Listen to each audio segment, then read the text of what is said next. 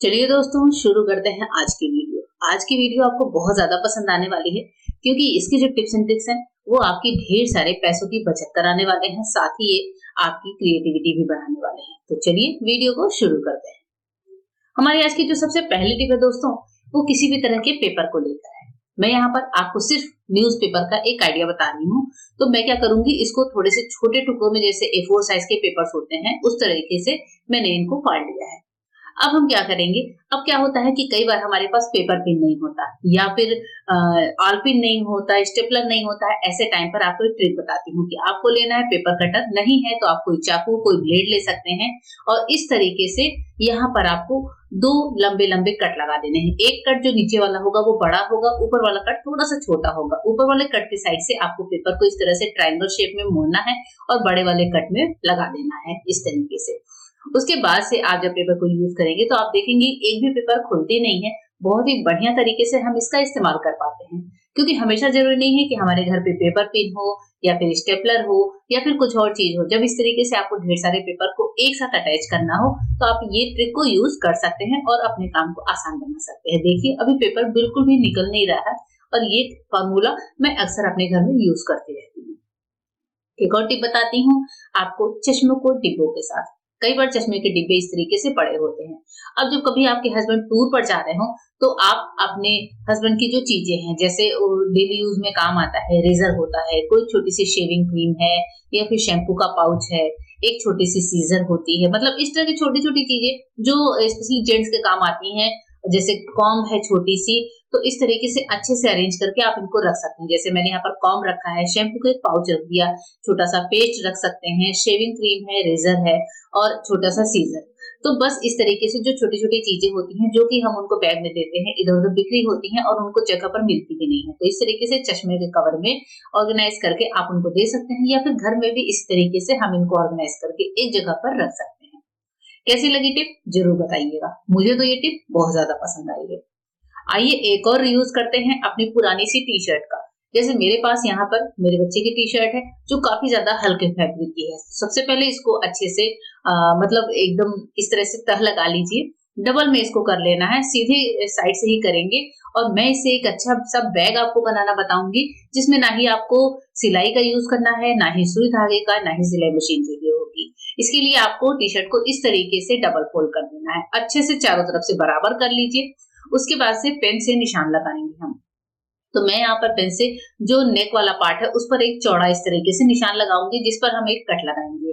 तो आप चाहे तो पेन से लगा लीजिए या फिर जो साबुन होता है सिलाई वाला, उसका भी इस्तेमाल कर सकते हैं। बाजू के पार्ट पर भी इसी तरीके से ढीला सा निशान लगा दीजिए। अब आपको लेना है सीजर और सीजर से करनी है एक चौड़ी चौड़ी सी कटिंग। तो यहाँ पर जो नेक वाला पार्ट है और नेक वाले पार्ट में इस टी शर्ट में थोड़े बटन लगे हुए थे, तो मैं उसको भी कट करके निकाल देती हूँ। आप इसी तरह का टी शर्ट लीजिए जो कि फ्रंट से ओपन ना हो, बंद हो सामने से, वही वाला टी शर्ट हम इस्तेमाल करेंगे। तो टी शर्ट कितना भी पुराना हो उसका बहुत ही अच्छा सा ये आइडिया हो जाता है। बाजू की साइड से भी आपको इसी तरीके से कट लगानी है। अब ये हमने दोनों कट लगा दिए और हमारी ये टी शर्ट जो है कुछ इस तरीके से हो गई है, देखिए। अब इसके बाद से जो नीचे वाला पार्ट है इसको अच्छे से बराबर कर लीजिए। आप चाहें तो यहाँ पर पेन से निशान लगा लीजिए और यहाँ पर चूंकि लाइनिंग बनी इस टी शर्ट में तो मैं निशान नहीं लगाऊंगी, बस मैं लाइनिंग के हिसाब से ही इसकी कटिंग शुरू करती हूँ। नीचे की साइड से हमको लगानी है कटिंग। तो आपको इस टी शर्ट में जो सेकंड वाली लाइन दिख रही है मैं वहां तक कट करूंगी, यहाँ से हमें शुरू करना है। और पतले पतले स्ट्रिप्स में इस टी शर्ट को ऊपर तक, यानी कि जो सेकंड ब्लैक वाली लाइन दिख रही है वहां तक मैं इसको कट लगा देती हूँ। इसी तरीके से हम पूरे टी शर्ट में यानी कि नीचे के पार्ट में कट लगाकर इसको तैयार करेंगे। आप देखिए इस तरीके से थोड़ा सा टाइम जरूर लगता है, लेकिन हाँ बिना सुई धागे के ही बहुत ही बढ़िया सा एक कैरी बैग बनाकर हम तैयार कर लेते हैं। और ये मल्टीपर्पज बैग होता है जो बहुत ज्यादा काम आता है। अब इसके बाद से जो ऊपर की लाइन है और जो नीचे की लाइन है, यानी कि दोनों की एक एक लेस को, यानी एक जो भी आप बोल सकते हैं डोरी है, उसको उठाते हुए आपको दोनों को इस तरीके से नॉट लगा देनी है। तो थोड़ा सा इसमें टाइम लगेगा, 5 से 7 मिनट में ये हमारी जो सारी नॉट टी शर्ट की लगकर तैयार हो जाती है। बस आपको ध्यान ये रखना है कि जो ऊपर की नॉट है उसको उसी डायरेक्शन में जो सबसे नीचे वाली नॉट है उससे लगाकर अच्छे से बांध दीजिए। इस तरीके से जब हम बांधते जाते हैं तो बहुत ही बढ़िया से नीचे से हमारा जो टी शर्ट है वो एकदम सील हो जाता है, कवर हो जाता है। देखिए मैंने यहाँ पर सारी नॉट लगाकर तैयार कर ली है। अब इसके बाद जो इसका शोल्डर वाला पार्ट है, शोल्डर वाले पार्ट पे चूंकि एक सिलाई होती है तो हम उसको पहले काट कर निकालेंगे, नहीं तो ये हमें अलग से डिस्टर्ब करेगा, यानी कि मोटा फैब्रिक हो जाएगा। तो इस तरीके से ये जो शोल्डर वाला पार्ट है इसको निकाल कर अलग कर दीजिए। ध्यान रखिए कि दोनों साइड को आपको अच्छे से मिलाकर बराबर करते हुए चलना है। अब इसके बाद से इसका हम करेंगे 3 पार्ट, यानी कि जैसे आपको दिख रहा है वीडियो में, तो शोल्डर में आपको इस तरीके से 3 कट लगाने हैं, लंबे लंबे, दोनों लेयर को लेते हुए 3 कट इस तरीके से लगा दीजिए। दोनों साइड ही सेम काम करेंगे। यहाँ पर भी मैं शोल्डर वाले पार्ट को कट करके निकाल दूंगी और उसके बाद से 3 कट लगाकर तैयार करूंगी। ध्यान रखिए कि चाहे टी शर्ट चौड़ी हो चाहे पतली हो, आपको कट 3 ही लगाने हैं, तभी जाकर ये बैग अच्छे से बन पाएगा।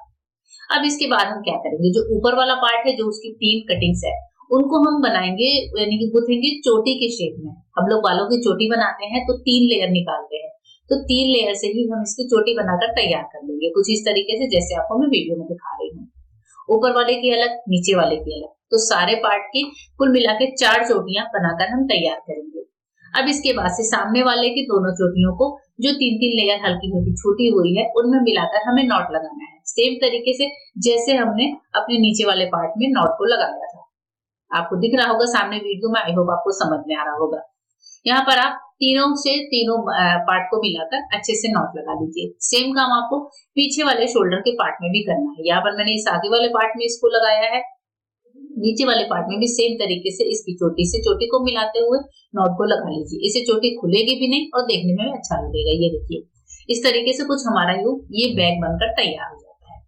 ये जो कैरी बैग है, घर में बड़े बुजुर्ग हैं तो उनको दीजिए, वो घर से बाहर निकलते हैं, जैसे कोई सब्जी वगैरह लानी है, कोई हल्की फुल्की चीज मार्केट से लेकर आनी है, तो इसको आप यूज कर सकते हैं। छोटे बच्चे हैं उनको आप दे सकते हैं। अगर आपने किसी नई टी शर्ट का ये बैग बनाया है तो फिर आप इसको बच्चों को भी दे सकते हैं, कि बच्चे अपने स्कूल में कभी कोई एक्स्ट्रा लंच वगैरह होता है, पिकनिक पे जाते हैं तो बच्चे लेकर जा सकते हैं। कॉलेज गोइंग गर्ल्स हैं तो वो भी लेकर जा सकती हैं। इस तरीके से आप इसमें कुछ भी सामान कैरी कर सकते हैं जो कि बहुत ज्यादा भारी ना हो, हल्की फुल्की चीजें हम इस बैग में रख सकते हैं। कुछ अलग टाइप का फैंसी सा पर्स नजर आता है जो कि काफी ज्यादा कंफर्टेबल भी होता है, सॉफ्ट भी होता है। अगर इसका इस्तेमाल नहीं कर रहे हैं तो इसे फोल्ड करके आप इसकी जगह पर रख भी सकते हैं। तो मुझे तो ये बैग वाला आइडिया बहुत ज्यादा पसंद आया है। आपको कैसा लगा कमेंट करके जरूर बताइएगा। आइए बढ़ते हैं आज की अपनी नेक्स्ट यूजफुल टिप की तरफ। नेक्स्ट टिप जो हमारी है वो साड़ियों को तय करने को लेकर है। हमारी मिडिल क्लास फैमिली होती है और एक ही अलमीरा में हमारे कपड़े, हस्बैंड के कपड़े, बच्चों के कपड़े सभी कुछ होते हैं। देखिए, जैसे यहाँ पर साड़ी मैंने हैंगर में लगाई है, नीचे ब्लाउज और पेटीकोट में रखती हूँ, पर ये काफी ज्यादा मेशी सा लगता है, तो मैंने इसके लिए बहुत अच्छा सा उपाय निकाला है। चलिए आपके साथ शेयर करती हूँ। तो स्पेशली वो साड़ियां जो जगह ज्यादा लेती है हैंगर पे, स्पेशली थोड़ी सी चौड़ी होती है, कड़क सी होती है, उन साड़ियों को अगर आप इस तरीके से तय करेंगे तो बहुत ज्यादा वो कंफर्टेबल दिखती है। जैसे मेरी ये साड़ी है, इसके साथ का ब्लाउज है, ये मैचिंग ब्लाउज तो नहीं है, लेकिन मैं सिर्फ आपको एक हैक बता रही हूँ। तो इस तरीके से हम क्या करेंगे, ब्लाउज को फैला लेंगे और ब्लाउज का जो फ्रंट वाला पार्ट है उसको इस तरीके से खोल देंगे। अब आपको क्या करना है, साड़ी की तह बनानी है, लेकिन थोड़ी सी पतली। साड़ी की जो तह बनाएंगे, हैंगर में लगाने के लिए हम थोड़ी चौड़ी बनाते हैं, लेकिन यहाँ पर हमें एक पतली तह बनानी है। इस तरीके से साड़ी को फैलाइए ब्लाउज के ऊपर और ब्लाउज के जो दोनों साइड है उनको लाकर इस तरीके से बंद कर दीजिए। अब जो बाजू वाला पार्ट है उसका जो एक्स्ट्रा फैब्रिक है उसको उठाते हुए इस तरीके से सेट करिए, जैसे हम लोग टी शर्ट या शर्ट की फोल्ड बनाते हैं वैसे ही ब्लाउज को फोल्ड कर लीजिए। अब अगर आपको इसके साथ पेटीकोट रखना है तो आप पेटीकोट भी रख सकते हैं। मैं आपको सिंपल ऐसे ही पेटीकोट रखकर बता रही हूँ। नीचे वाले फैब्रिक को उठाते हुए पेटीकोट के ऊपर रखिए, ऊपर वाले को जैसे ही आप लेकर आएंगे थोड़ा बड़ा होगा तो ब्लाउज के फ्रंट वाले पार्ट में इसको टक कर दीजिए। अब हमारा ये बढ़िया सा साड़ी ब्लाउज पेटीकोट एक साथ तय होकर तैयार हो चुका है। दोनों साइड को अच्छे से अरेंज कर दीजिए और देखिए कितना बढ़िया लगता है हमारा ये साड़ी इस तरीके से तय किया हुआ। इस तरीके से जब हम साड़ी ब्लाउज और पेटीकोट को एक साथ तय करते हैं तो ये जगह भी कम लेता है, देखने में भी बहुत ज्यादा अच्छा लगता है। अगर आप पेटीकोट को नहीं रखना चाहते तो आप सिंपल साड़ी और ब्लाउज को भी इसी तरीके से फोल्ड बनाकर रख सकते हैं।